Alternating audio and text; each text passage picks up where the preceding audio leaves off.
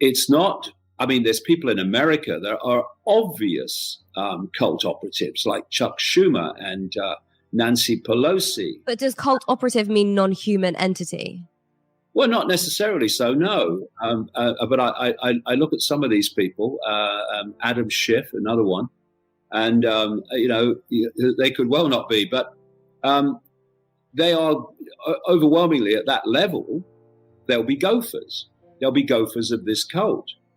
But then you go to other people like Bill Gates, like the Rockefellers, the Rothschilds, like Klaus Schwab, like Henry Kissinger, and such like. These key players, David Rockefeller, who lived to be 100 and was pushing this all the way through his life, they would almost certainly be non-human in terms of control of their minds, control of their actions. Yeah, absolutely. I mean, Klaus Schwab, I mean, he's got Nazi stamped on his bloody forehead, hasn't he? I mean, he was born into Nazi Germany, and he must have been psychic to have picked that place, given what he's done since.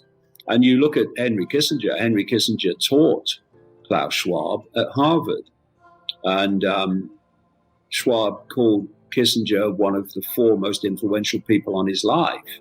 So he is big time there, and that's why he's such a front man now for what they call the Great Reset, which is the transformation of human society into a global centralized dictatorship. So yeah, I mean, I would say that those type of people would certainly not be human. Absolutely. The brain is not the seat of consciousness. It's a processor of consciousness. It's a processor of information. And just like a computer, you can firewall it so that it processes some information and won't process others. That's why you can talk to someone. It doesn't matter how much evidence you put before them.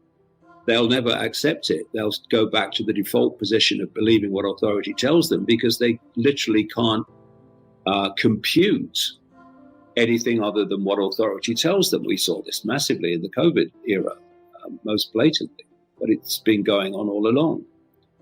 So if you look at, I have this phrase, know the outcome and you'll see the journey.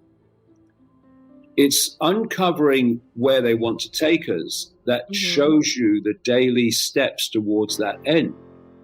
So what they want is to transform the human body from, call it human 1.0, which is the biological human we know, to a much more synthetic biological human, human 2.0. And human 2.0 would not be a human that procreates. Procreation would end. It would be produced technologically.